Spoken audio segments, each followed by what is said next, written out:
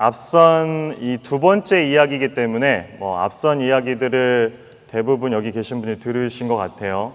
몇 분 제외하고서는 이미 병선 자매님이 잘 요약을 해주셨는데 기억이 다들 나시나요? 네. 에녹에 대해서 저희가 한번 알아보자였던 것 같아요. 에녹을 통해 우리의 믿음에 대해 그리고 믿음의 삶, 여정에 대해서 생각해봤으면 좋겠습니다 했을 때 에녹을 보건대 그의 발자취가 많지는 않지만 성경에 무드셀라라는 그 아들 중에서 대표적인 인물들이 들었었고 그리고 그 에녹이 했었던 하나님과 동행함 가운데서 300년 동안 그가 했었던 일들 그걸 돌아보니까 에녹이 했었던 것과 거의 비슷하게 우리들에게도 하나님의 말씀이 이미 있고 그리고 에녹이 했었던 것과 비슷하게 무드셀라를 두어서 다시 오실 예수님이 우리에게 보여진 것처럼 그리고 아직 안 나타났지만 그때가 언제인지 모르지만 올 거라는 것을 아는 것처럼 우리가 그렇다면 오늘 하루를 어떻게 살아갈까 했을 때 에녹이 그러했었던 것처럼 아들, 딸을 낳으면서 일상을 살아가는 것 그것이 우리가 어떤 말에서는 말세, 종말론 즉 마지막 해를 살아가는 우리들에게 필요한 우직하게 그 믿음을 지키며 살아가는 것이 에녹을 통해서 우리가 바라봐야 될 오늘날 우리의 모습이다라고 제가 처음 설교를 했었습니다. 기억이 나시나요? 네, 다 기억이 나시는 얼굴인 것 같아서 다행입니다. 그렇다면 그 설교는 제가 미리 앞서 말씀드렸듯이 새 교회에서 했었습니다. 그리고 오늘이 그 새 교회째인데 왜 이것을 제가 이 설교를 한 번도 아니고 두 번도 아니고 세 번이나 했으냐? 중요하기 때문입니다.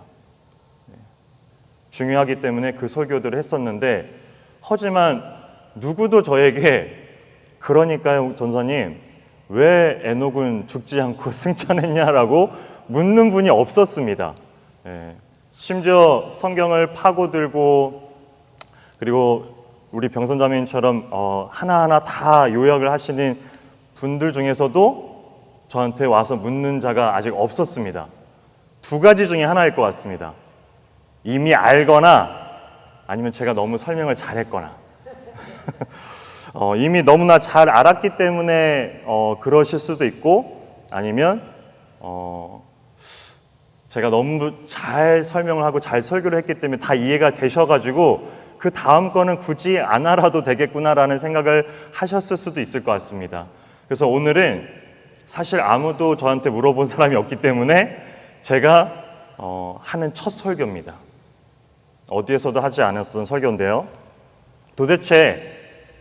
그렇다면 도대체 에녹처럼 일상들을 살아가는 것은 알겠으나 그리고 그것이 하나님을 알았을 때 어떻게 살아가는 모습인지 알았으나 그렇다면 저희가 풀리지 않는 질문이 있습니다. 그죠? 왜 원죄부터 아담과 하와가 지었던 그 죄부터 그리고 죄의 싹은 사망이라고 분명히 말씀하셨고 분명히 에덴 동산에서 쫓아낼 때 그들에게 죽음이 있을 것이다라고 말씀을 하셨는데 왜 예외인 에녹뿐만이 아니라 엘리야도 그랬지만 왜 이 예외를 두냐라는 그 질문인 겁니다. 그것이 무엇을 의미할까? 그리고 우리가 풀어나가야 될 부분이 이해돼야 될 부분이 어떤 부분이 있을까라는 그 부분을 오늘 같이 나누고자 합니다. 과연 에녹이 하나님과 동행함으로 work with God 동행함으로 그가 죽음을 맛보지 않았던 것일까요? 성경에 표시되고 있고 묘사되고 있는 에녹의 삶을 보면 하나님과 동행한 사람이라고 이야기를 한다라는 거죠. 제 생각은 에녹이 하나님과 동행했기 때문에 죽음을 맛보지 않았다라고 생각이 듭니다. 왜냐하면 하나님과 동행한 사람은 에녹만이 아니었다라는 거죠. 제일 가까이에는 이 창세기에 보면 노아가 그러했습니다. 동행을 했다라는 거죠. 창세기 6장 9절을 같이 보면 띄워두실래요? 네. 같이 한번 읽겠습니다. 시작. 이것이 노아의 족본이라. 노아는 의인이요 당대의 완전한 자라. 그는 하나님과 동행하였으며. 하나님과 동행한 노아임에도 불구하고 그것도 모자라 하나님으로부터 노아는 당대의 완전한 자라는 칭송을 받은, 그런 부름을 받은 노아였다라는 거죠. 이 정도면 에녹의 이 죽음을 맛보지 않은 조건이 과연 동행이었다라면 하나님과, 노아는 더 했겠죠. 하지만 우리가 잘 알다시피 노아도 결국에는 죽습니다. 죽음, 그것은 모든 인류가 아담과 하와 때부터 당면하게 되는, 피할 수 없는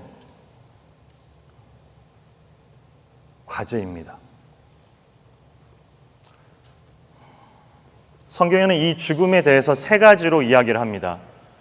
첫 번째는 우리가 이해하고 있는 물리적이고 육체적인 죽음이 그것입니다. 그리고 두 번째는 영적인 죽음입니다. 가장 잘 나타나는 부분이 아담과 하와에서 나타나죠. 그 열매를 먹으면 정령 죽으리라. 하지만 우리가 너무나 잘 알다시피 아담과 하와는 그 자리에서 죽지를 않았습니다. 무엇을 뜻하죠? 영적인, 즉 하나님과의 관계가 단절되는 것을 의미합니다. 그것을 우리는 영적인 죽음이라고 얘기하고, 성경에서는 두 번째 그 영적인 죽음을 나타내고도 있습니다. 세 번째는 무엇이냐면 영원한 죽음을 의미합니다. 그렇다면 도대체 에녹은 어땠길래, 아니 이 정도면 이제 에녹이 아니라는 것을 눈치채셔야 된다는 겁니다. 에녹의 어떠한 조건 때문이 아니라는 것을 너무나 잘 알게 된다는 거죠. 그러면 도대체 아까 제가 처음에 서두에 말씀드렸듯이 하나님은 본인이 세우신 법에서 왜 예외성을 두냐는 겁니다. 물론 하나님이시기 때문에, 창조주시기 때문에 우리가 범접할 수 없는 그런 하나님이시기에 본인이 세우시고 본인이 열외 혹은 예외를 두셔도 괜찮겠다라는 생각을 해야 되는 걸까요? 아니면 그것이 납득이나 혹은 수긍이 되십니까? 변하시는 하나님이라면 저는 신뢰가 잘 안 갑니다. 제 입장에서는.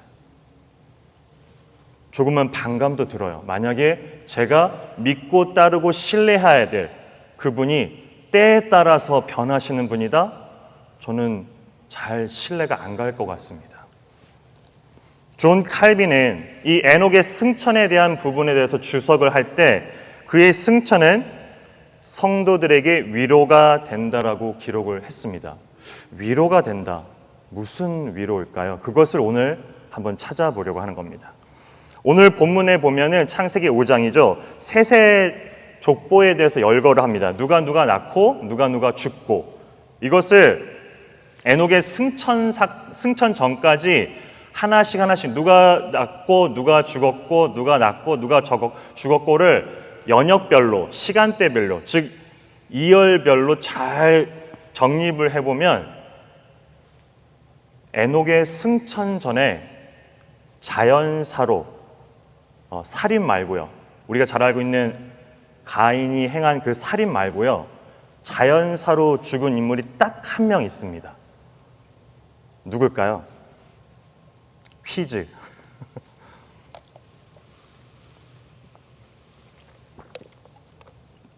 창세기 5장을 자세히 들여다보면 이건 이제 저희 신학자나 아니면 저희 사역자들이 해야 될 부분인 것 같은데, 연령별로 누가 태어났고 죽었고를 잘 열거하다 보면 자연사, 즉 원죄로 인해서 하나님께서 정령 죽으리라고 했었던 그 영적인 죽음뿐만 아니라 육체적인 죽음을 처음으로 접한 인물이 에녹의 승천 전에 딱 한 명이 있는데, 그 인물이 누구냐면 아담입니다. 아담이 본인이 했었던, 그리고 하와와 함께 했었던 그 죄의 싹스에 대한 결과로 사망에 이르게 된 모습을 최초로 자연사로 보여준 인물이 바로 아담입니다. 아담.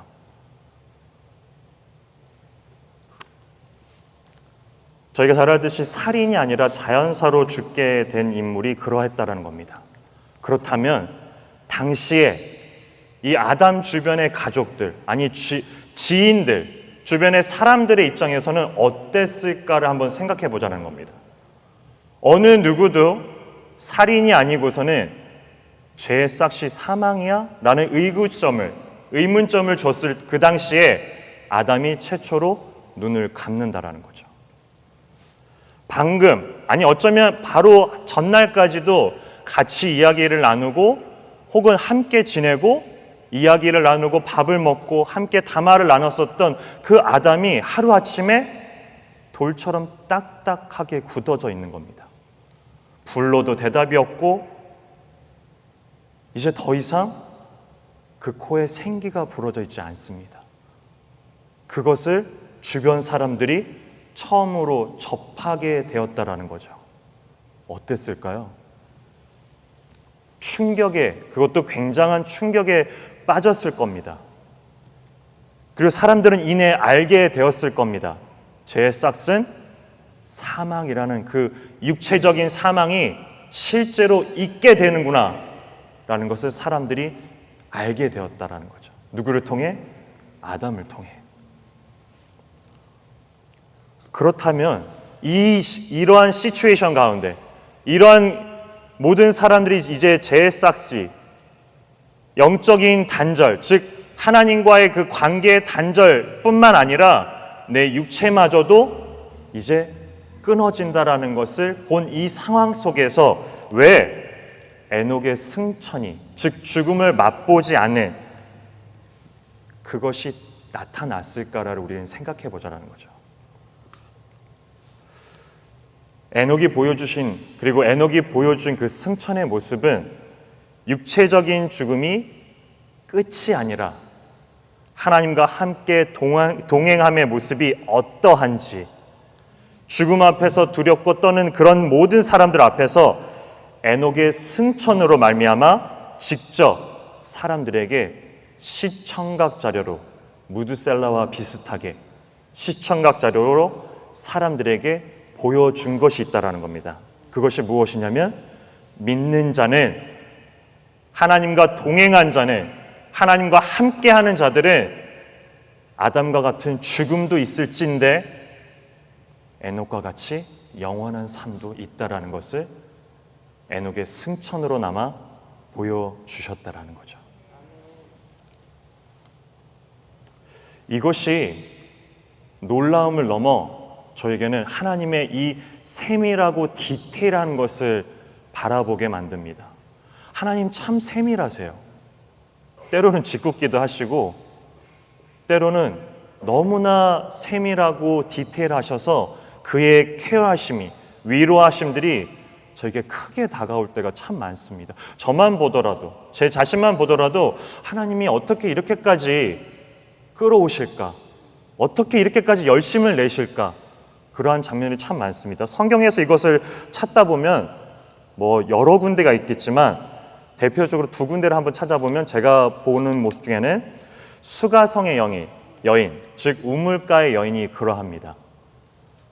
어떤 사유인지는 자세히 나와 있지 않으나 남편이 여럿 있는 여인이 남들의 눈을 피해, 시간대가 그 구약의 시대를 쓰고 있는 시간대와 신약에 쓰고 있는 시간대가 다르기 때문에 누구는 12시, 즉 점심때다, 누구는 저녁 6시다, 시작이 어느냐에 따라 다르지만 시간대가 중요한 것이 아니라 정심이건 저녁이건 우물가의 사람들은 안 나온다라는 겁니다. 위험하니까요. 그리고 더우니까. 그 시간을 들어서 여인이 남들의 시선을 피해 몰래 우물가 가서 생명수와 같은 본인에겐 너무나 필요한 그 물을 기르러 오고 있는 여인이 있다라는 거죠. 그 자리에 누가 계신 거죠? 예수님이. 아무도 찾지 않는 그 시간대에, 너무 덥기도 하고 너무 위험하기도 한 그 시간대에 예수님이 intentionally, 의도적으로, 고의적으로 그 여인을 만난다라는 겁니다.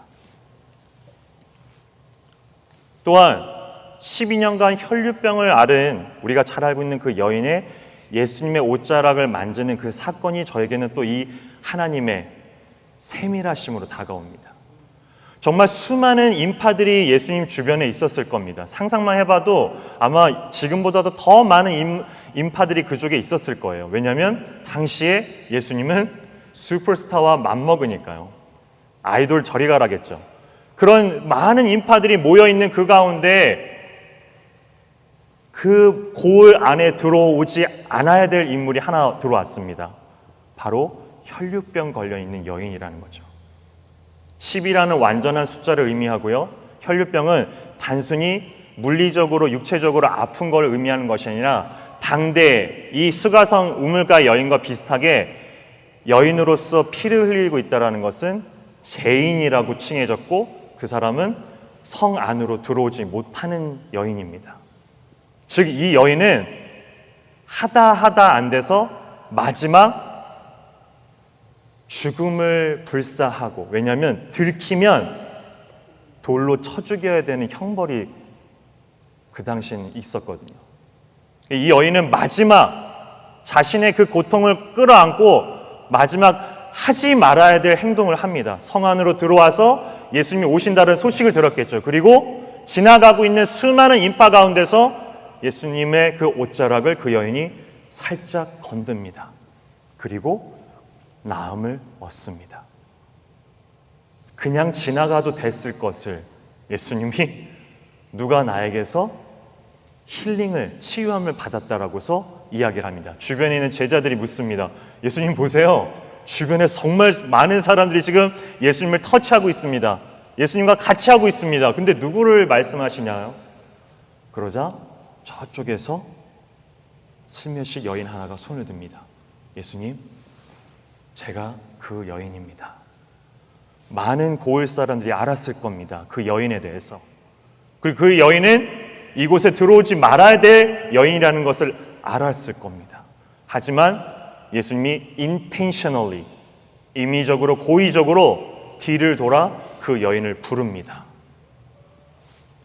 이게 얼마나 저에게는 위로가 되는지 모릅니다. 이 두 사례를 보고, 아니 그 더한 사례들이 사실 성경에 쓰여져 있습니다. 하나님이 얼마나 세밀하시고 우리를 위로하시고, God is comforter, 얼마나 우리에게 그 위로를 주시는지. 아담의 자연사로 인해 사람들은 패닉에 빠졌을 겁니다. 죽음 앞에서 사람들은 큰 충격을, 첫 죽음 앞에서 자연사한 그 아담을 바라보며 주변 사람들은 공포에 휩싸였을지도 모르겠습니다. 그런 그들에게 에녹이란 인물을, 그 외에 하나님을 알고 따르고 동행하는 많은 자들이 있었음에도 불구하고 에녹이란 인물을 굳이 선택하셔서 사람들 앞에 보여주십니다. 믿는 자의 마지막이 어떠한지를.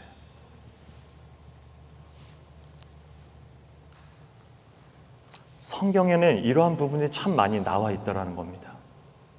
하나님을 올바로 알게 됐을 때 그의 삶을 따라가는 믿음의 여정 가운데 비록 세상과 다름으로 인해서 우리에게 받게 될 핍박과 고난과 치욕스러움과 능멸이 있을지라도 우리의 삶이 어떻게 보여진다는 것을, 그리고 우리가 어디를 향해서 나가고 있다는 것을 인물들 하나하나를 들어서 보여주시는 것뿐만 아니라 어쩌면 오늘 우리들에게, 그 성경의 인물들이 아니어도 나에게, 정말 답이 없는 나에게 은혜를, 구원을 주시는 그분이 바로 우리 하나님이라는 겁니다.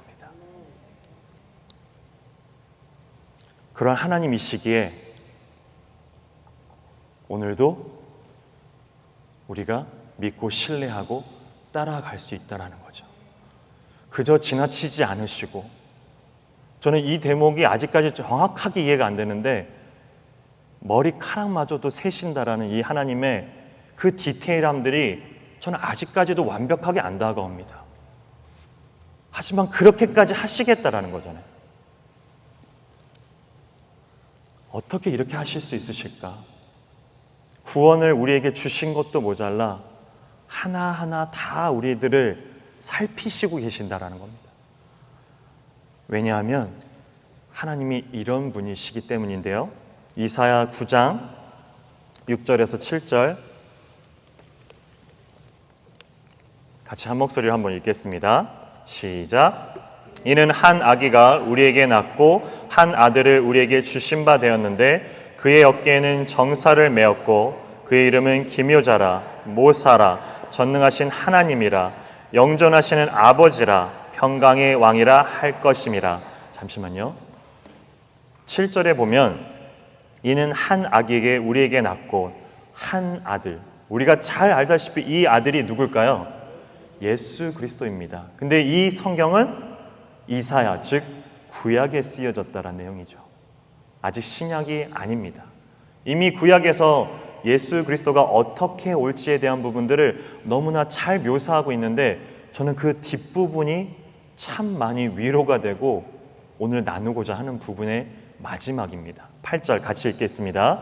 시작. 그 정사와 평강의 더함이 무궁하며 또 다윗의 왕자와 그의 나라에 군림하여 그 나라를 굳게 세우고 지금 이후로 영원히 정의와 공의로 그것을 보존하실 것이라. 만군의 여호와 열심히 이를 이루시리라. 아멘. 보이시나요? 하나님께서 계획을 두십니다. 우리가 먼저 끊어진 그 하나님과의 관계들을 두시고 하나님이 그 계획을 두시는데 그 계획을 우리의 입장에서는 구원이라고 부를 수 있고 은혜라고 부를 수 있습니다. 그리고 믿음이라고 부를 수 있겠죠. 근데 그것을 두신 것도 모자라 에베소서의 표현을 드리자면 창세 전부터 이 계획을 두신 것도 모자라 하나님의 열심으로 이를 이루시리라 라고 이야기하신다는 겁니다. 하나님의 열심, 그리고 그것은 오늘날 우리들에게 부어질 모습이라고 생각합니다. 하나님을 올바로 알고 건강하게 성경적으로 적어도 세워나가려고 몸부림치고 있는 이 뉴라이프 성도님들이라면 하나님이 얼마나 기뻐하실지를 넘어서 그 열심들이 에녹의 삶을 통해서 우리가 지켜봤지만 믿는 자가 어떻게 육체의 죽음 뒤로 무엇이 기다리고 있을지에 대한 부분 또한 우리에게 열심으로 위로로 보여주십니다. 이러한 하나님이라면 우리가 기꺼이 믿고 따라갈 수 있지 않을까요? 사랑하는 뉴라이프 성도님들 그리고 목사님과 사모님들, 교회가 희망입니다. 왜냐하면 하나님의 창세 전부터 계획을 모든 성도들에게 교회들에게 두셨고 그리고 그 일들을 진행해 나감에 있어서 열심으로 하나님의 열심으로 진행해 나가시기 때문입니다. 오늘도 그 하나님이 어떤 분인지를 더욱더 알아 우리의 일상들, 내 주변들, 내 가족들, 내 남편과 내 아내와 내 자녀들, 내 부모님들, 내 주변 지인들에게 이 믿음의 여정이 얼마나 고결하고 얼마나 힘이 되며 얼마나 참 기쁨이 되는지를 드러내면서 보여주시면서 살아내가시는 우리 성도님들 되시기를 기도하겠습니다. 같이 기도할 텐데요. 들으신 말씀 가운데 어쩌면 다른 어떤 것보다도 제가 함께 나누고자 하는 말씀은 하나님의 열심입니다. 하나님의 열심이 있었기에 사실 우리도 그리고 저도 이 자리에서 예배를 드리고 있는 것 아닌가라는 생각을 합니다.